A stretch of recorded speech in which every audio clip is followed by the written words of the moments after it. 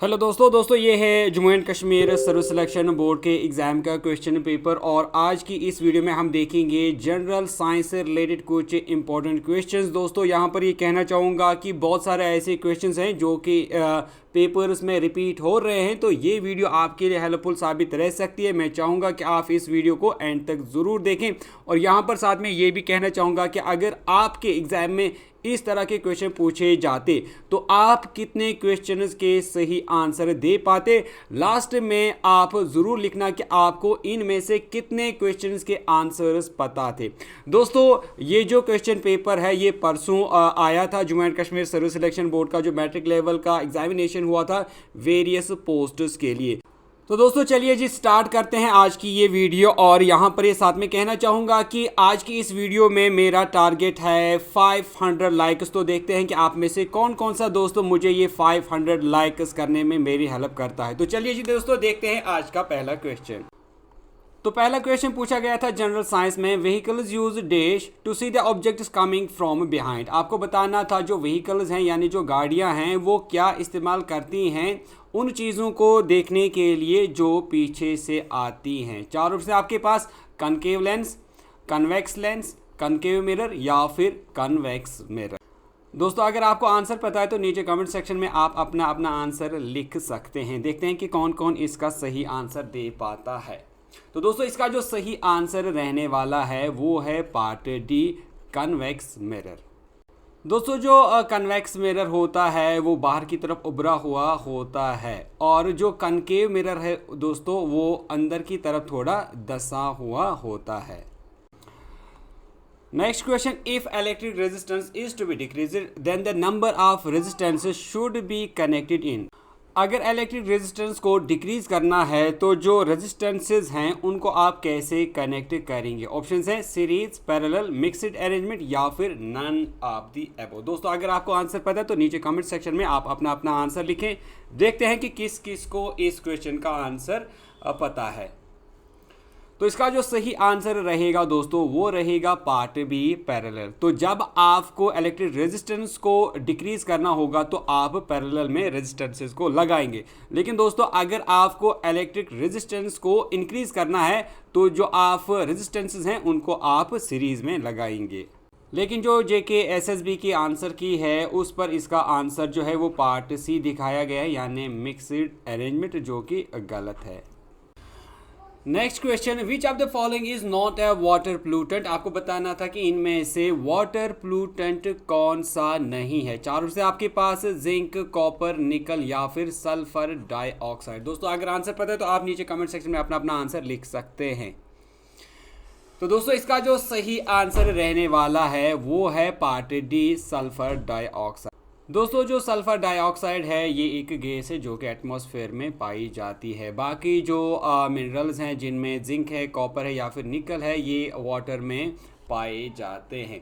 अगर वाटर में इनकी कंसंट्रेशन ज़्यादा होती है या ऑल्टर होती है तब ये भी प्लूटेंट्स बन सकते हैं, लेकिन जनरली ये वाटर प्लूटेंट्स नहीं हैं। Next question, why is wind energy considered as conventional source of energy. दो कन्वेंशनल सोर्स ऑफ एनर्जी है। दोस्तों पहले मैं यहाँ पर ये आपको बताऊं कि जो कन्वेंशनल सोर्स ऑफ एनर्जी होती है ये वो एनर्जी होती है जिसका आप दोबारा से इस्तेमाल नहीं कर सकते, यानी जिसका आप रीयूज़ नहीं कर सकते, उस एनर्जी को बोला जाता है कन्वेंशनल एनर्जी। जैसे आपके पास कोल है, पेट्रोलियम है, तो वो हमारे पास कन्वेंशनल सोर्स ऑफ एनर्जी है। तो ही आंसर रहता फिर part C, as it is readily available and used for a long time. यानी जो विंड एनर्जी होती है वो हमेशा अवेलेबल होती है और इसको आप काफ़ी टाइम के लिए इस्तेमाल कर सकते हैं। नेक्स्ट क्वेश्चन है, too much consumption of T and coffee can result in deficiency of. यानी चाय और कॉफ़ी के ज़्यादा पीने से किस चीज़ की डेफिशिएंसी यानी कमी होती है बॉडी में। चार ऑप्शन आपके पास, vitamin B12, calcium, vitamin C या फिर एल्बिनम। तो दोस्तों इसका जो सही आंसर रहेगा वो रहेगा part B, calcium. Next question है, blood pressure is the pressure exerted by blood on the walls of. आपको बताना है जो ब्लड प्रेशर होता है ये बॉडी में किन की वॉल्स पे ब्लड प्रेशर डालता है। चारों से आपके पास आर्टरीज, कैपिलरीज, वेन्स या फिर हार्ट। शाबाश दोस्तों, अगर आपको आंसर पता है तो नीचे कमेंट सेक्शन में अपना अपना आंसर आप लिखें। तो दोस्तों इसका जो सही आंसर रहने वाला है वो है पार्ट ए, आर्टरीज। दोस्तों याद रखें कि आर्टरीज ये ब्लड वेसल्स होती हैं जो कि आपका ऑक्सीजनेटेड ब्लड कैरी करती हैं। नेक्स्ट क्वेश्चन है, it is dangerous to observe solar eclipse with naked eyes because. आपको बताना था कि जो सोलर इक्लिप्स होता है उस दौरान सूरज की तरफ खुली आंखों से देखना आपके लिए जो है वो डेंजरस यानी खतरनाक हो सकता है। इसकी क्या वजह है? 4 ऑप्शन है आपके पास। Infrared radiation from sun burn our retina, ultraviolet radiation from sun burn our retina, all radiation from sun initiate chemical reactions in eye, या फिर cosmic rays reach eyes more during Eclipse.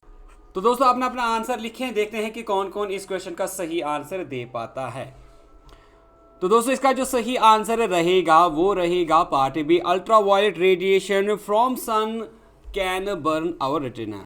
Next question है, all of the following are excretory waste products of animals except. आपको बताना है ये जो नीचे substances दिए गए हैं में से कौन सा प्रोडक्ट एक एक्सक्रीटरी वेस्ट नहीं है? यूरिक एसिड, अमोनिया, कार्बोहाइड्रेट्स या फिर यूरिया। तो दोस्तों जल्दी जल्दी से अपना अपना आंसर लिखें, देखते हैं कि कौन कौन सही आंसर दे पाता है। तो इसका जो सही आंसर रहेगा दोस्तों वो रहेगा part C, carbohydrates. Next question है, the lockjaw is a pathological condition of. आपको बताना है जो लॉकजा इन्फेक्शन है ये किसकी कंडीशन है, यानी ये किससे होता है? 4 ऑप्शन आपके पास, डायप्थेरिया, पोलियो, पैरालिसिस या फिर टेटनस। तो इसका जो सही आंसर रहेगा दोस्तों वो रहेगा part D, tetanus. Next question है, which one of the following is not a green house gas found naturally in atmosphere. आपको बताना है इनमें से कौन सा ग्रीन हाउस गैस नहीं है जो कि एटमॉस्फेयर में नेचुरली पाया जाता है। 4 ऑप्शन आपके पास, nitrogen oxide, methane, carbon dioxide या फिर ओजोन। तो शाबाश दोस्तों, अगर आपको आंसर पता है तो नीचे कमेंट सेक्शन में अपना अपना आंसर ट्राई करें, देखते हैं कि कौन कौन सही आंसर दे पाता है। तो इसका जो सही आंसर रहने वाला है दोस्तों वो रहेगा part A, nitrogen oxide. Next question, the sun is seen little before it rises and for a short while after it sets. This is because total internal reflection, atmospheric refraction, apparent shift in the direction of sun या फिर dispersion. तो शाबाश दोस्तों, अपना अपना answer try करें, देखते हैं कि कौन कौन सही आंसर दे पाता है।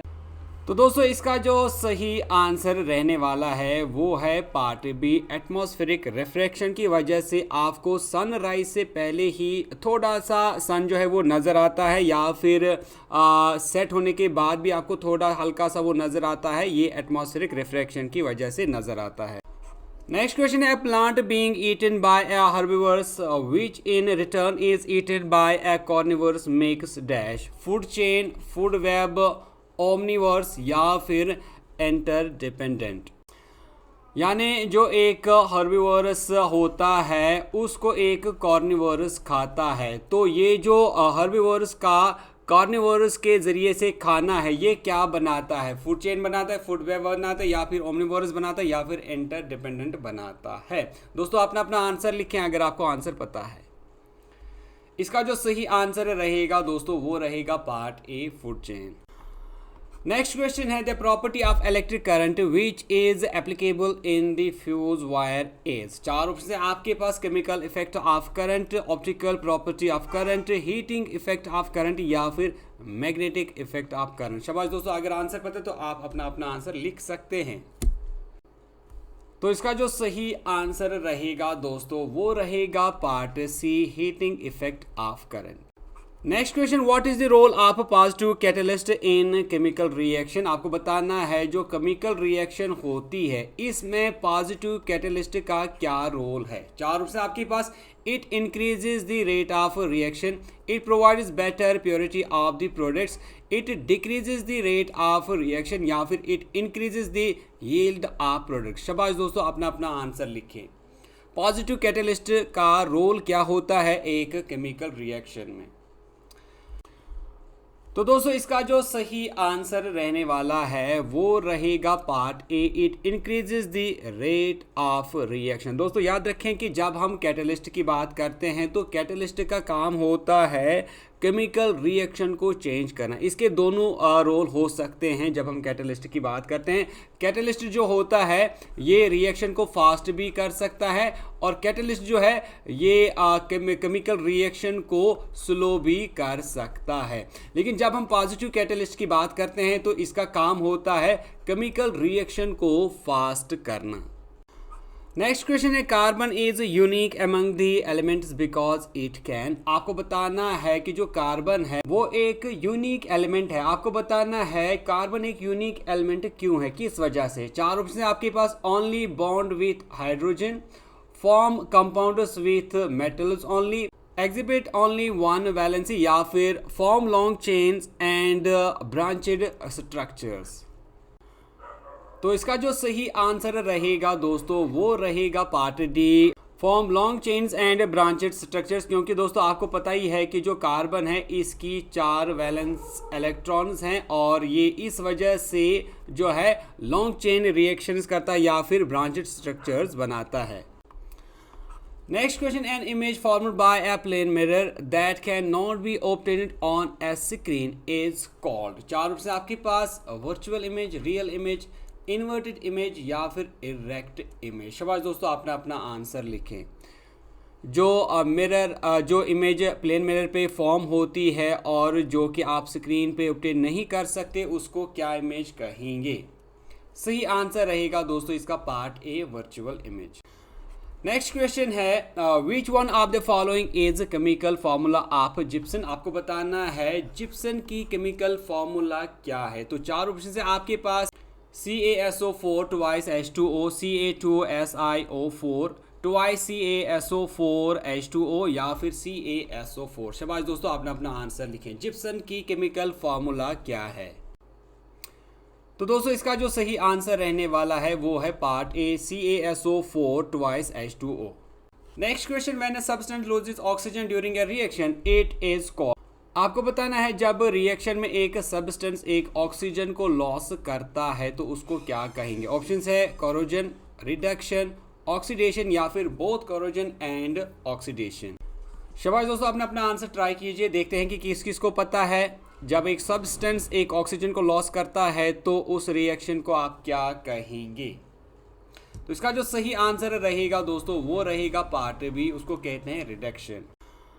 नेक्स्ट क्वेश्चन है which one of the following is not used as a fertiliser. आपको पता है इनमें से कौन सी वो चीज़ है जिसको आप फर्टिलाइजर के तौर पे इस्तेमाल नहीं करते। ऑप्शंस है ammonium sulphate, ammonium phosphate, ammonium sulphide या फिर अमोनियम नाइट्रेट।